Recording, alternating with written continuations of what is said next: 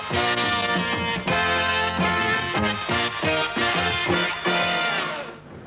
À Paris, ils sont encore quelques-uns à espérer la neige. Ceux qui se sont mis dans la tête qu'un rallye Monte-Carlo sans neige ne vaut pas mieux qu'un repas sans plat de résistance. La suite leur donnera tort, car même dans des conditions qui pouvaient faire penser que l'on était en plein dans un rallye printanier, le Monte-Carlo 82 devait réserver son lot habituel d'émotions. Comme d'habitude, il a fallu tordre le cou à ces interminables itinéraires de concentration avant de se donner rendez-vous à Aix-les-Bains. La montagne en point de mire, la nuit comme obsession. Et c'est d'entrée le festival Opel, avec Walter Röhrl. Pourtant, le Revard avait aiguisé quelques ambitions. Celle de Kleint,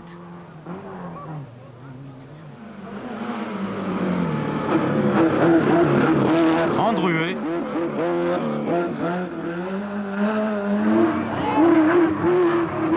Fréquelin,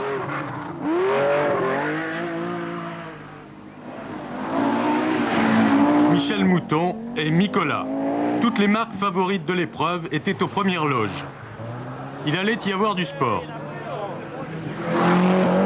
Bientôt, les Porsche de Fréquelin et de Terrier confrontaient leurs pilotes avec le casse-tête du réglage. Les problèmes de frein allaient venir après.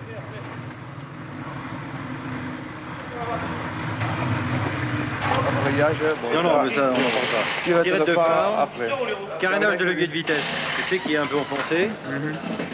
Amortisseur arrière, on n'y touche pas. Ressort avant, il faut les mettre. Faut mettre des ressorts plus durs à l'avant. Il y a un petit sointement au joint speed, la poulie moteur. Faut changer les disques de frein. Le joint de bouchon d'essence qui est barré. Est-ce qu'il y a une mise à l'air libre sur le bouchon? Ça vient pas de ça, non? C'est bien la pompe, hein, Jean? C'est pas la mise à l'air libre comme on a mis du scotch autour. Non. Ensuite, il y a 6 blocs de barre avant vérifié. Mon siège qui se barre.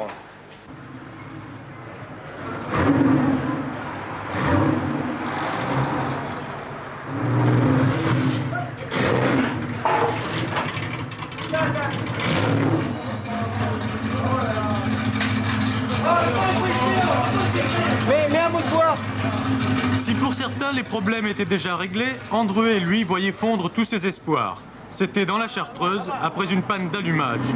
Il dérapait sur une plaque verglacée, la voiture tapait de l'avant, c'était terminé. Ah, pour nous, oui, c'est le fiasco complet, vraiment, oui. Qu'est-ce qui s'est passé?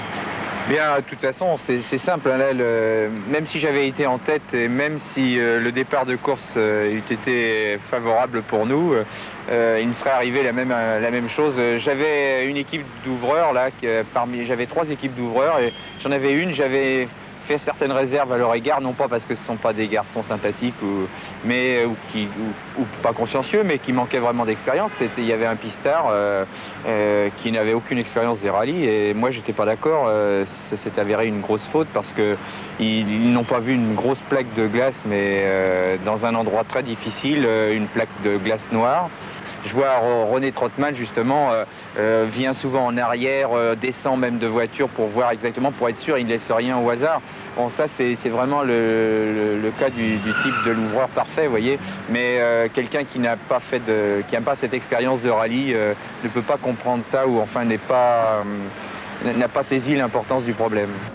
Andruet hors de combat, Röhrl devait être débarrassé encore de la menace constituée par l'Audi de Mikola. Une crevaison et un demi-arbre de roue endommagé repoussaient le Scandinave à plus de 4 minutes de l'Allemand. Le parcours de classement avait donc joué son rôle à fond et causé quelques dégâts, en même temps qu'il avait permis aux Opel Ascona de Röhrl et Kleint d'exploiter comme il fallait un terrain plus favorable aux 2 roues motrices qu'aux 4.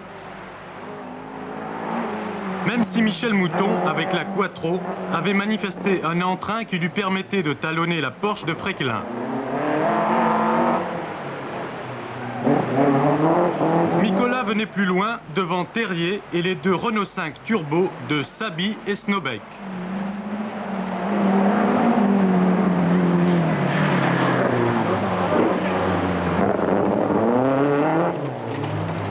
Véritable colonne vertébrale du rallye, le parcours commun allait débuter par 2 coups de tonnerre, les 2 fois avec Michel Mouton comme détonateur. D'abord, elle affirma ses prétentions légitimes en signant le meilleur temps dans le Turini. Elle allait disparaître ensuite entre le pont des Miolans et Saint-Auban. une plaque de verglas et c'était fini.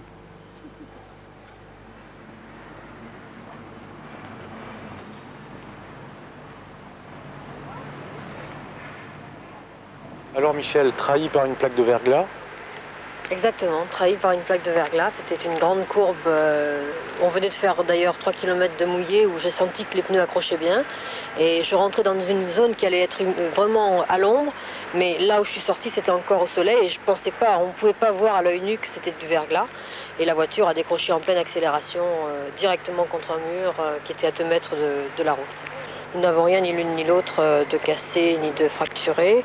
On a toutes les deux des hématomes un peu partout et des douleurs dans la poitrine parce que le choc a été quand même très fort. Je crois que c'était entre 3e à fond, ça doit correspondre à 110, 120 et ça fait vraiment très très vite. Votre indisponibilité durera-t-elle longtemps et quand reverra-t-on Michel Mouton dans un rallye?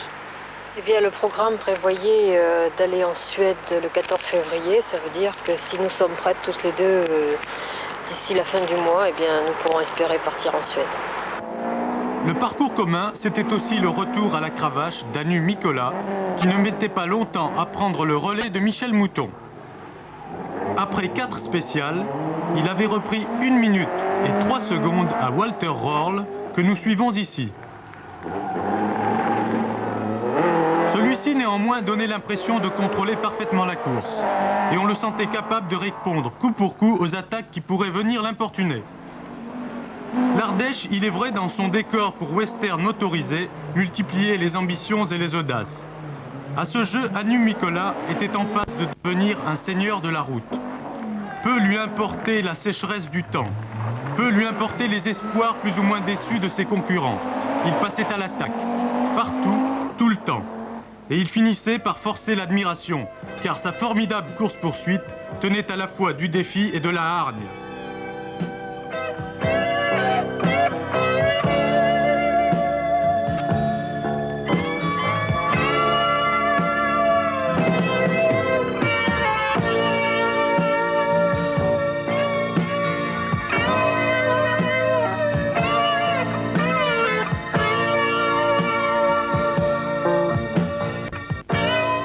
Se doutaient-ils, ceux qui plaisantaient à la neutralisation de Vals-les-Bains, que le Finlandais était en train de leur jouer un tour à sa façon?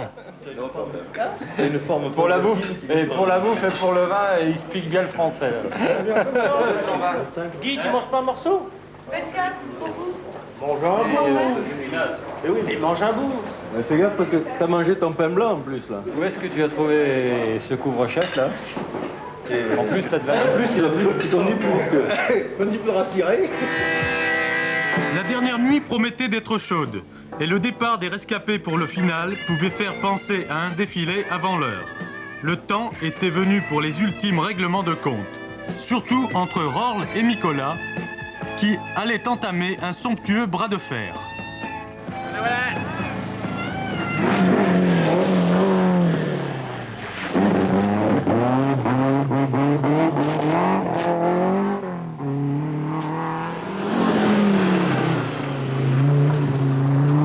Mais en enlevant les premières spéciales du final, le champion allemand avait sans doute pris un avantage psychologique important sur son rival. Quant à Fréquelin, on l'avait vu aborder cette dernière nuit dans la foulée des 2 leaders. Mais il perdait toutes ses chances après que la courroie crantée de la pompe à essence se soit cassée sur sa Porsche. Les R5 de Saby et Snowbeck remplissaient leur contrat.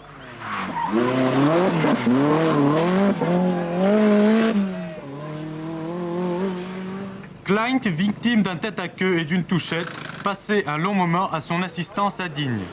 Rafistolage, replâtrage, remise en ordre et remise en route. Klein repartait, mais dégringolait au classement de même que Fréquelin. Ces incidents profitaient bien à Jean-Luc Terrier, qui se hissait jusqu'à la 3e place en vue de l'arrivée.